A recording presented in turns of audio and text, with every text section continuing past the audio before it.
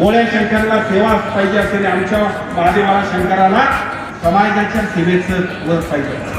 तुम्ही आम्हाला सगळ्यांना ते सांगत असतात, सामान्य माणसांसाठी काम करा, मंत्रिपद मिरवण्यासाठी नाही तर समाजाच्या हितासाठी पाहिजे करायला, अशा पद्धतीनं सातत्याने आम्हाला सगळ्यांना सांगत असतात. संतोष भाऊ सुद्धा त्याच बैठकीत पकडे बसतात. इथं फारसं बोलणं उचित नाही. आम्हा सर्वांचे नेते आदरणीय डॉक्टर साहेब आहेत, खूप वरिष्ठ मान्यवर आहेत, पण या सगळ्या कामाची नोंद आदरणीय नेते मंडळी घेत असतात. आपण सगळेच जण काम करत जाऊया अशा पद्धतीची विनंती करतो. संतोष भाऊंच्या बाबतीत दोनच गोष्टी मी आपल्या सर्वांना सांगू शकतो. प्रत्येक माणसाच्या दुःखामध्ये 12 महिने 24 तास असणारा पोलीस स्टेशन असेल, तहसीलदार कार्यालयात असेल, आडल्या नडलेल्या प्रत्येक कामामध्ये असेल, प्रत्येक माणसाला आपलासा वाटणारा आमदार कसा असावा असे अनेक संकेत मिळवून टाकणारा,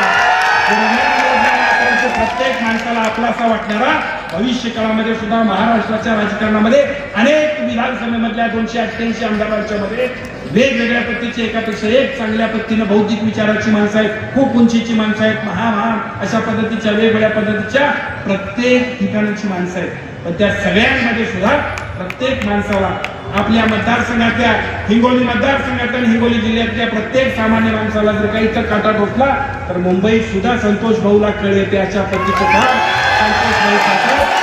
सगळ्या कामांना शुभेच्छा देतो. भविष्य काळामध्ये अशाच पद्धतीने आपल्या सर्वांना काम करण्यासाठी आपण सगळेजण अशाच पद्धतीने काम करूया एवढी विनंती करतो आणि माझं भाषण थांबवतो. जय हिंद, जय महाराष्ट्र.